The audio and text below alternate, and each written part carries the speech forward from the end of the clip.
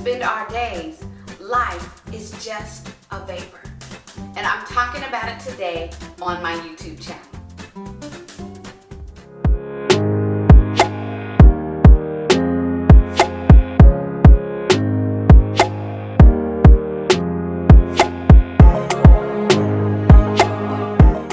This video is dedicated to all the worker bees out there, to all the women who can relate to the mantra, if I don't do it, it won't get done.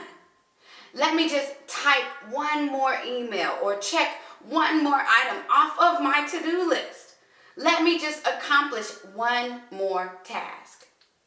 These were the sentiments that motivated my behavior in a recent post for Proverbs 31 Ministries.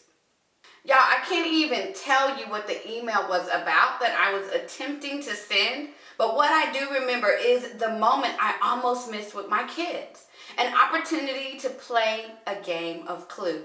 I was so preoccupied with getting things done that I almost missed this chance where both of my kids were not only wanting to play with me, but they were wanting to play with each other. Y'all, this was a rare occurrence. It was jam-packed with importance as the time that my kids have to spend in our home is rapidly decreasing.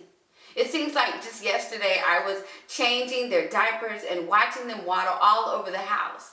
Now most of our time is spent in the car driving from one sports practice to another game, another swim meet, another to attend. Had I taken this into account, I would have quickly closed the lid on my laptop computer and jumped at the chance to spend time with my kids. But I was distracted by a single task. Is this not a common temptation that we all face in life? To prioritize the seemingly urgent over the important? To place projects over people that matter the most in our lives? James, the brother of Jesus, reminds us just how short life truly is. In James 14:14, it says, "Why, you do not even know what will happen tomorrow. What is your life? You are a mist that appears for a little while and then vanishes." The emails, the to-do list, and the tasks seem important, but they, like us, and our lives will fade away. The dash between the dates of our birth and the time of our death will vanish, just like a vapor. One day we will be an afterthought, and our urgent emails will be insignificant. If we lived with this awareness every second of every day, it would drastically impact the intentionality with which we lived our lives. In this passage, James was speaking to people who placed their confidence in themselves and what they could do rather than depending on God.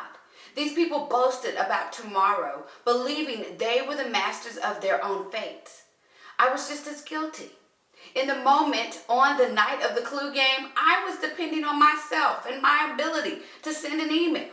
I was prioritizing the completion of a task over spending time with my kids. Yikes. I assumed I had all the time in the world to play a board game with them. We're all guilty of this when we prioritize the urgent over the important. Often the casualties of yielding to this temptation are those we love the most, our families. Maybe we believe there is ample time to say I love you to a loved one. Maybe we've reasoned we can push that date night with our husband back one more week. Maybe we've ignored the request for quality time from our kids. But time is promised to no one. We don't know what will happen from one moment to the next, especially in this post-2020 world. Life somehow seems more and more uncertain, but this passage in James reminds us not to take life for granted. We must live every day as if it were our last. We must do the important things over the urgent. We must prioritize what matters most because life is just like a vapor.